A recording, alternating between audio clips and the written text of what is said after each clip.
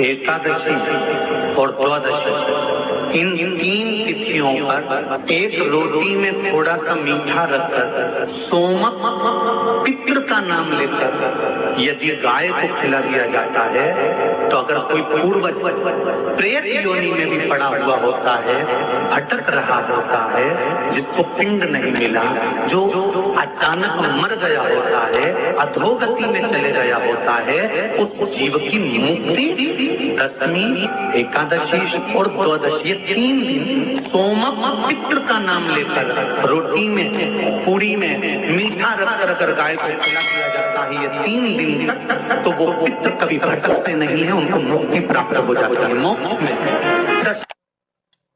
एकादशी है कौन, क्यों इसकी इतनी प्रधानता है, क्यों इसकी पुण्यता है, ऐसा क्या है एकादशी में जो इसकी पुण्यता मानी जाए? कौन है ये जो भगवान नारायण तक एकादशी का व्रत करते हैं? सुभद्रा जी को भगवान जगन्नाथ ने, जगदीश ने एकादशी का व्रत कराया था। बद्रीनारायण भगवान को माता लक्ष्मी ने एकादशी का व्रत कराया था। क्यों? चंद्रायण एकादशी व्रत की महत्व। एकादशी है कौन? तो कहा जिसको व्रत करने पर भगवान नारायण भी जिसका व्रत करते हो, भगवान माता लक्ष्मी जिसका व्रत करती हो, वो एकादशी है कौन? तो शास्त्र वर्णन करता है महाराज, स्कंद पुराण का सुंदर चातुर्मास्य खंड के अंतर्गत वर्णन आया है महाराज। एक बार भगवान विष्णु आनंद में विराजमान थे, पद्मावती और माता लक्ष्मी दोनों उनके पास में विराजी हुई थी। भगवान लक्ष्मी और पद्मावती दोनों बैठी, एक सिर के पास, एक चरण के पास। कुछ समय बाद वहीं पर ब्रह्मदेव का आगमन हुआ और ब्रह्मा जी आगमन पाकर भगवान नारायण पद्मावती से लगकर उठे और उठकर लक्ष्मी की ओर झुके। झुकने पर इन तीनों के समागम से भगवान नारायण के हृदय चित्त से एक कन्या प्रकट हो गई। उस कन्या का नाम एका था। क्या नाम था? एका। अब 10 उसके गुण इतने प्रबल थे, वो 10 गुण उसके बड़े प्रबल थे कि वो एका जिसको निहारती थी उसको संपदावान बना देती थी, जिसको देख लेती थी उसके जीवन में वो आनंद की अनुभूतियां करा देती थी। एका जिस मार्ग से जाती थी उस मार्ग के द्वार खोल देती थी। एका का पुण्य इतना पुण्य प्रखर। पद्मावती और लक्ष्मी ने कहा महाराज ये बेटी आपके द्वारा निर्मित हुई है, इसका कन्यादान करना चाहिए। हमारे यहाँ हिंदू धर्म में रीति है, जिस दिन कन्यादान करा जाता है उस दिन व्रत रखा जाता है। अब आजकल रखते कि नहीं रखते हो मालूम नहीं, और कन्यादान करते समय व्रत रखा जाता है। व्रत रख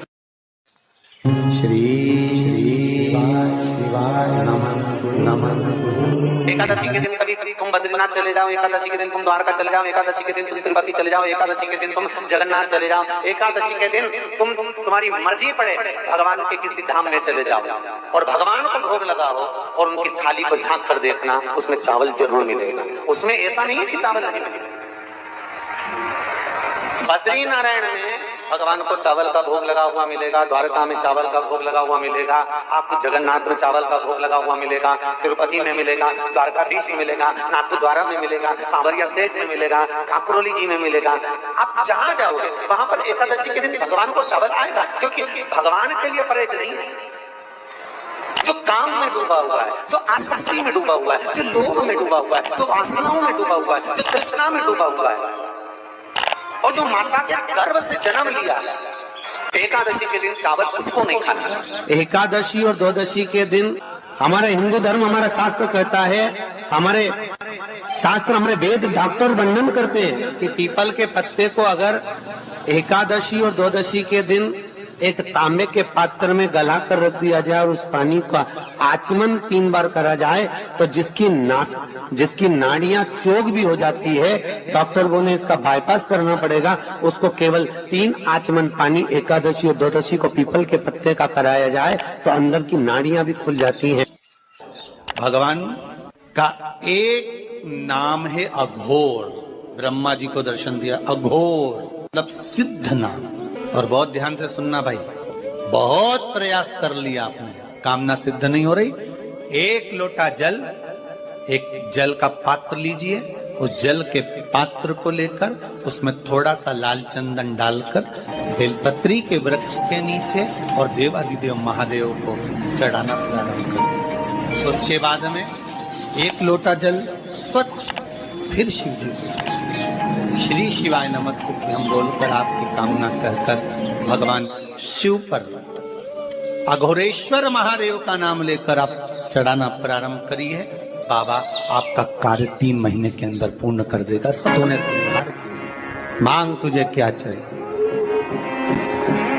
एकादशी ने भगवान विष्णु से कहा, नाथ प्रभु वर दे दो, मृत्यु लोक में जो मनुष्य मेरा व्रत करेगा, चाहे जलचर थलचर वायुचर या सांसारिक मनुष्य, मेरा अगर एकादशी का व्रत करेगा प्रभु, उसके यहाँ धन धान्य वैभव सुख संपदा बढ़ेगी और उस जीवात्मा को नरक नहीं भोगना पड़ेगा, सीधे वैकुंठ का उसको वास मिलेगा। जब जीव आत्मा को लेकर चला जाएगा, यम के दूत जब बंदी बनाकर ले जा रहे होंगे उस जीवात्मा को जिसके प्राण छूटे होंगे, यम के दूत जब बंदी बनाकर ले जा रहे होंगे, तब मुझे वर दो कि मैं इसका हाथ पकड़कर बेतन्नी से पार उतार कर सारे नरकों से निकालती हुई आपके धाम में लेकर आऊं।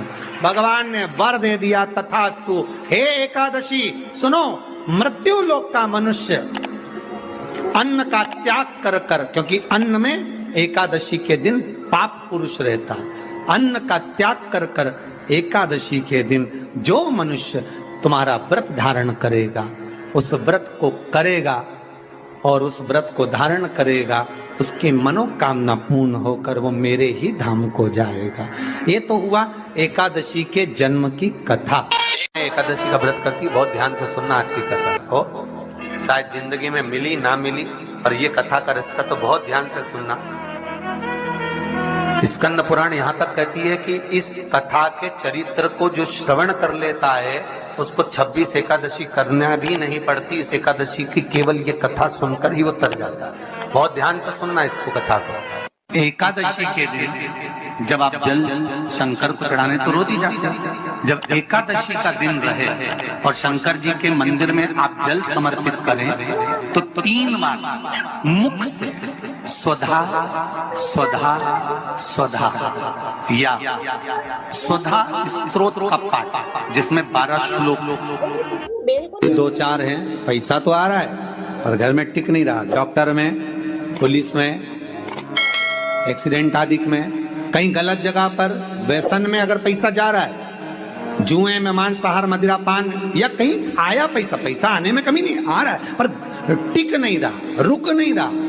कोई मांगने आ गया, दे दिया, फिर वहां से अपने पास नहीं आ रहा, अपन कह रहे हैं भैया हमारा पैसा लौटा दो, नहीं आ रहा। तो महाराज शिव महापुराण की कथा कहती है, एकादशी के दिन गंगा के जल में मात्र 7 बेलपत्री डालकर जो नंदीश्वर भगवान अर्थात जो शंकर जी के शिवलिंग के सामने नंदी होता है, उस नंदी के चरण पर गंगा का जल चढ़ाकर बेलपत्री शिव पर समर्पित कर देता है, उसके घर में रुपया रुकना चालू हो जाता है। फिर वो गलत जगह पर नहीं जाता, गलत स्थान पर वो धन जाएगा ही नहीं।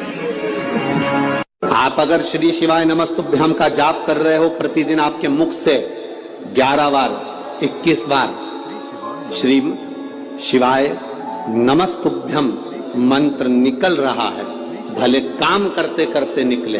शास्त्र कहता है 1 वर्ष 11 दिन जिसके मुख से 11 बार प्रतिदिन श्री शिवाय नमस्तुभ्यम मंत्र का जाप निकलता है, वो मंत्र सिद्ध हो जाता है और उस मंत्र से वो अपने जीवन को सुखी कर सकते हैं।